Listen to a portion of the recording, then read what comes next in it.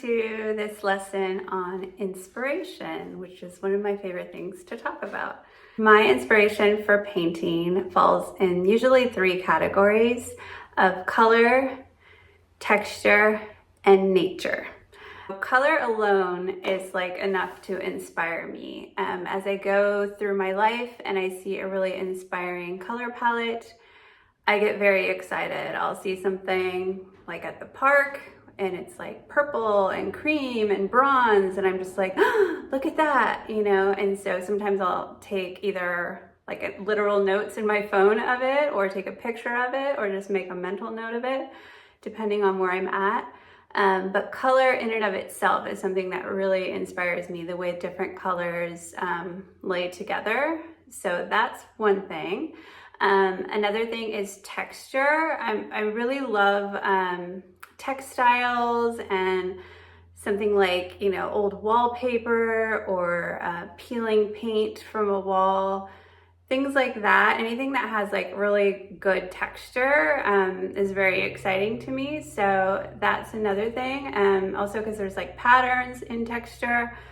So that's something that's really exciting. Also nature, like I'm endlessly inspired by nature, different flowers, different places that I travel to, the beach, the desert, the mountains.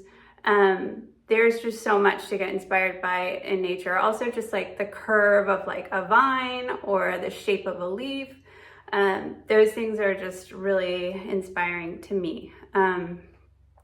So those are like the main three areas that I draw inspiration, but sometimes like I seek it out. So for example, like walking around in anthropology is like a whole field trip for me, and because they have so many different like juxtapositions of colors and patterns and textures in there, I will take my camera and I'm just like continually gasping as I'm walking through, like, oh, look at this, oh my gosh, look at this, like, because there's just so much visual inspiration in that store for me. The same goes with like thrift stores, antique shops, just little day trips to a certain town that might have like a lot of different little shops to walk around. Things like that really inspire me. Those are kind of like going on an artist date for me. When I can't do things like that, I like to go on Pinterest. I have a huge library of pins saved.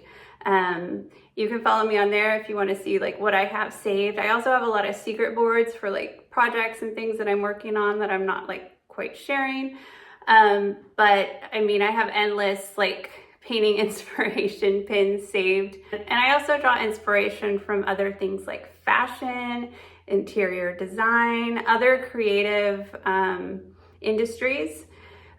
Poetry is a big one too that inspires me, because even though I'm like a visual artist, I'm also very inspired by feelings and moods. So like when I'm painting, I'll put on a certain playlist, and I curate playlists ahead of time that make me feel a certain way, so that even if I'm not like terribly inspired before I go in the studio, it sets a mood for me. So I will usually put on my diffuser, and I will wash my brushes and fill up my paint water, and this kind of like starts a ritual for me. And then as soon as I put on like the mood music, like it's go time, it's time to paint, it's time to get in that zone. And painting really to music really pulls me through the process and like lets me express all of my thoughts and feelings onto the canvas. So music is another one. Certain kind of like artsy films or independent films, stuff like that, that has interesting like cinematography and set design and costume design. So things like that. There's inspiration everywhere if you start turning your mind into that. Like, you know, I didn't always see the world this way, I don't think, not as vividly as I do now. So it's kind of like a muscle you have to build over time, but like you'll get to just be places and all of a sudden be like, oh my gosh, look at this, look at that. And like, I always have my phone with me and taking photos of different things and saving it. So just like as you go about your life, you can gather inspiration in lots of different ways. I encourage you to just think a little bit about, you know, what are the things that inspire you? Where are places you like to go? What are some of your favorite memories? What are some of the favorite trips you've ever taken? Think about like your closet or your makeup or your home, different parties you've planned, things like that. There's ways that we're creative and maybe we're not being as aware of like, oh, okay, yeah, here's the common thread in all of that. This is what I really enjoy. That could be simplicity, that could be maximalism, it could be anything in between, and you can enjoy both too. So you don't have to box yourself in with this, but I would encourage you to take a look at your life, your home, your surroundings, things you've done, things you've created, and see if you can pull a common thread. And then I also encourage you to use Pinterest as a tool. It's a wonderful place for like storing visual inspiration so that you can come back to it.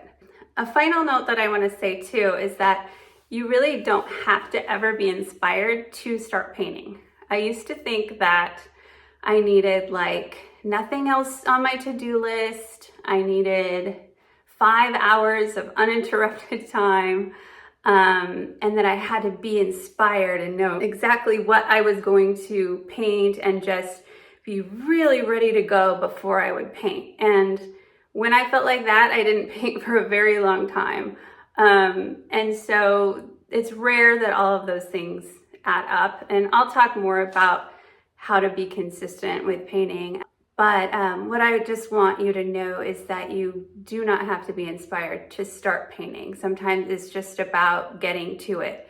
And as you're painting, if you overcome that resistance and you start the process, the creative process, and you're open, that inspiration is going to flow into you and you're going to be fueled by that. Especially as you paint more and more and more and you really get to know your process, you're going to know, I really don't need to be inspired to start. So that's just something to take note of because it's something I didn't know for a very long time. I thought I had to be inspired to paint, and really you don't. You just have to get going with it. So that includes our lesson on inspiration. Let me know if you have any questions, and I'll see you in the next one.